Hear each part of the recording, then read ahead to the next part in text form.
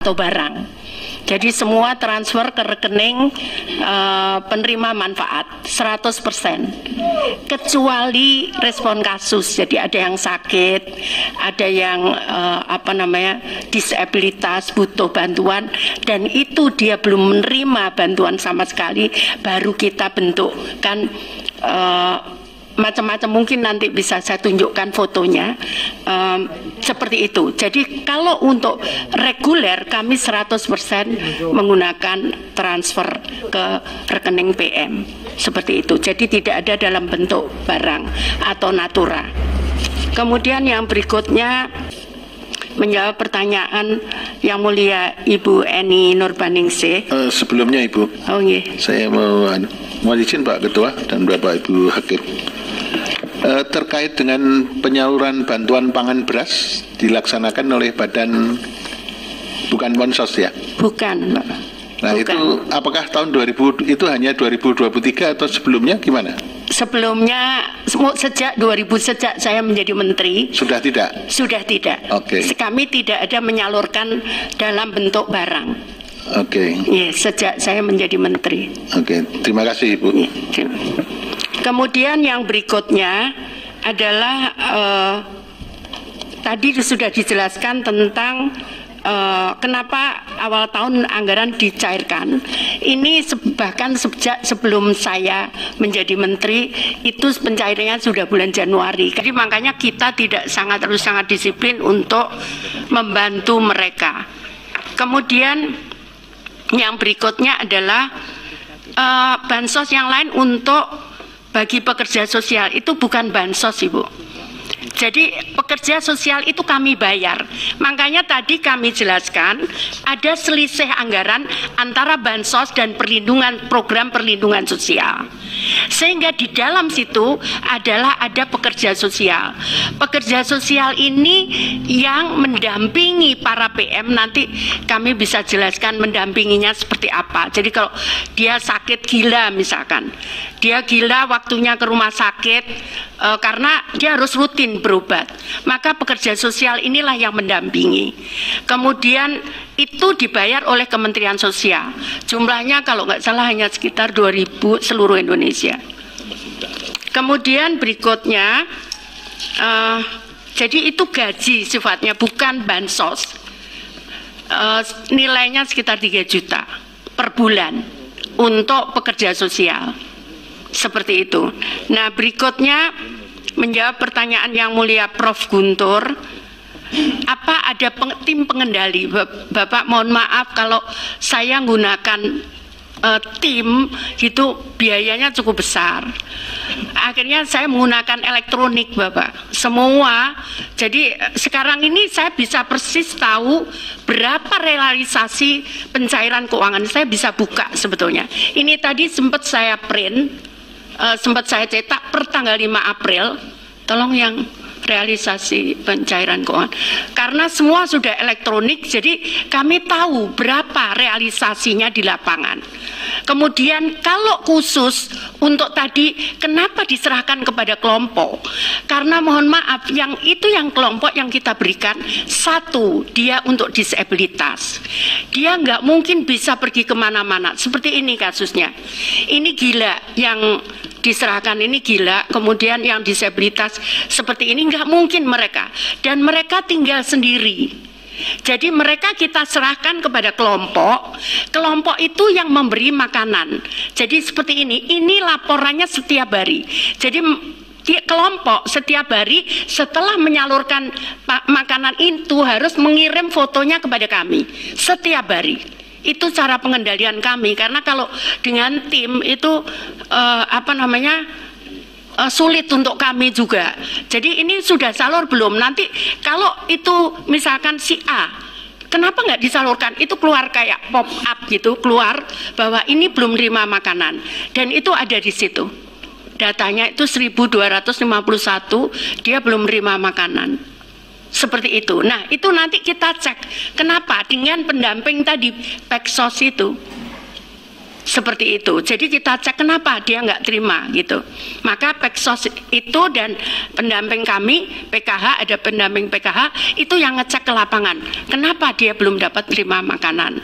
Mungkin udah meninggal, mungkin sakit di rumah sakit sehingga dia nggak terima makanan.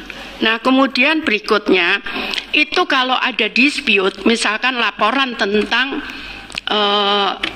misalkan penyelewengan bansos, kami dibantu oleh Satgas di KPK, Satgas untuk Satgas khusus untuk kalau ada sesuatu, dan Satgasus yang diberikan bantuan oleh Pak Kapolri ke kami. Kami punya didampingi dari Pak Kapolri sekitar 21 orang, dan dari KPK juga ada mendampingi kami kalau ada dispute tentang penyaluran ini. Seperti itu. Nah, untuk ngontrol apakah kami misalkan mau komplain, kami 24 jam kami punya sisi room. Seseorang bisa melapor, kenapa saya nggak terima bulan ini, kenapa ini nggak berhak. Jadi yang kita sebut usul sanggah, ini nggak berhak, kenapa ini dapat? Maka dia harus dia bisa melaporkan, dia tunjukkan foto rumah, kemudian kami cek lapangan. Kalau ternyata menurut kita betul seperti ini, Pak, ini rumah tidak layak bansos, maka kita kirim. Karena sesuai Undang-Undang Nomor 13 2011, keputusan data itu ada di daerah. Jadi karena itu kita kembalikan ke daerah. Awalnya saya minta daerah kembalikan 3 bulan, tapi tim dari Satgasus kemudian KPK nyampaikan terlalu lama Bu Mensos, 1 bulan saja. Akhirnya 1 bulan, kalau mereka daerah tidak menjawab berarti sanggahan atau usul itu betul. Seperti itu Bapak. Jadi ini untuk menjaga data kita, apakah data kita betul atau tidak. Itu kami punya, sekarang sudah ada berapa juta relawan? 2 juta. 2 juta relawan yang dia melaporkan itu. Kemudian ini hasilnya. Jadi ini hasilnya Bapak. Sebelumnya Mas. Tolong sebelumnya. Jadi ini ada total usulan. Jadi ada dia mengusulkan.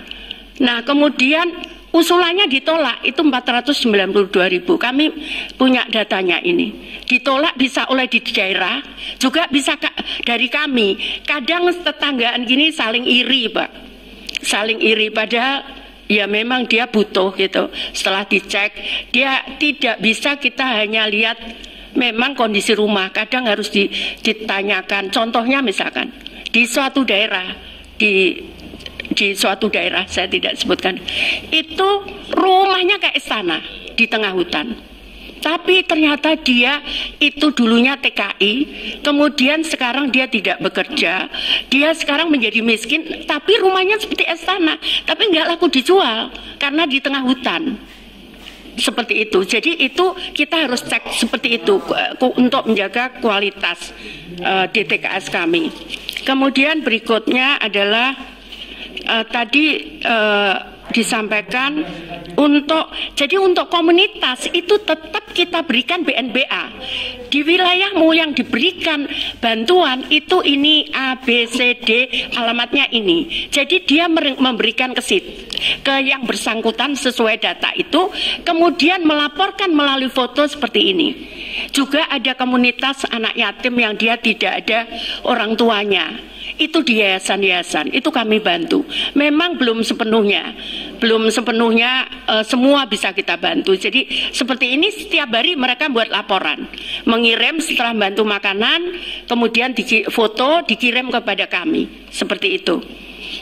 Kemudian jadi kalau mau menyaksikan, monggo siapapun boleh melihat kita saat penyaluran ini, siapapun. Kami malah senang kalau semua bisa melihat karena itu transparan bagi kami juga, terutama untuk pertanggungjawaban. Kemudian, nah permasalahannya memang kadang mereka tidak punya KTP, tidak punya KK. Permasalahannya kadang kenapa dia nggak punya KTP? Karena nggak punya rumah, sehingga misalkan dia tempat itu, sehingga yang bersangkutan itu dia nggak boleh dipakai alamat itu. Jadi misalkan dia sewa tanah, rumahnya ada, dia nggak boleh. Nah, kemudian yang berikutnya ini saya kemarin nemukan lebih dari 500 anak. Itu anak TKI yang ada di Sebatik. Ini sekarang kita Batam, kemarin kita kasih KTP. Karena dia nggak punya KTP, sehingga padahal dia nggak tahu juga orang tuanya ada di mana.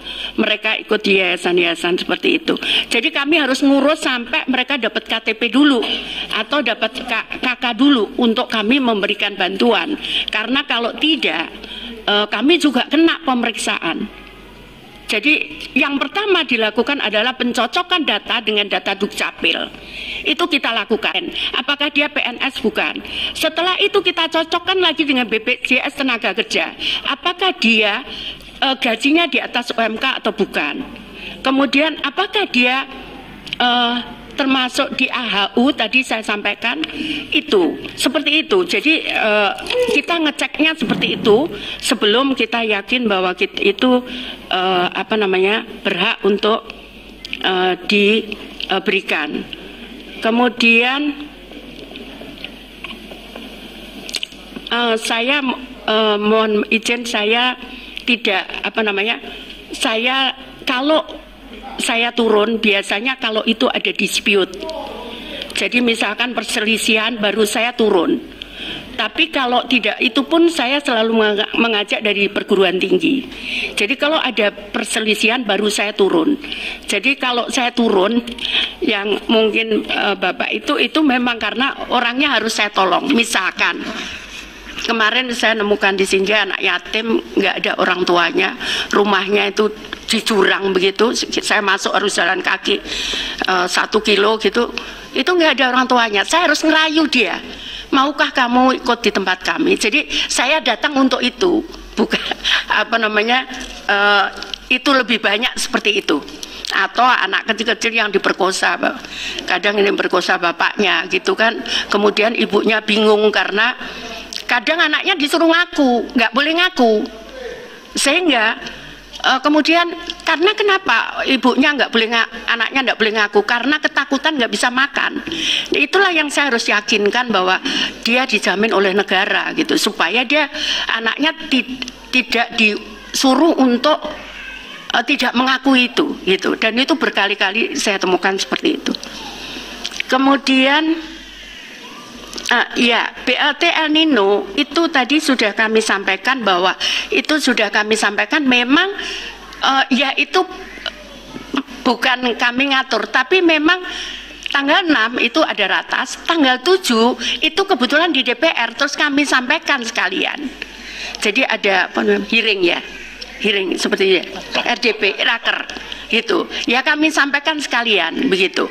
Terus saat itu saya ngomong, waduh ini nggak nututi, kalau harus akhir Desember saya harus cair, saya nggak nututi. Saya minta saat itu gimana kalau dengan PT Pos, karena bank tidak mungkin, tadi sudah kami jelaskan dalam waktu 3 bulan bank tidak mungkin mencairkan itu. Tapi itu sudah kelar, itu jumlahnya tadi berapa? 21.353. 21.353. Seperti itu kakak. Kemudian 2023. Kemudian ya, ini saya pikir sudah dijawab yang bantuan pangan beras dan dari Bappenas. Jadi bukan kami, Pak. Sejak 2021 kami tidak menyalurkan dalam bentuk natura atau barang. Terima kasih.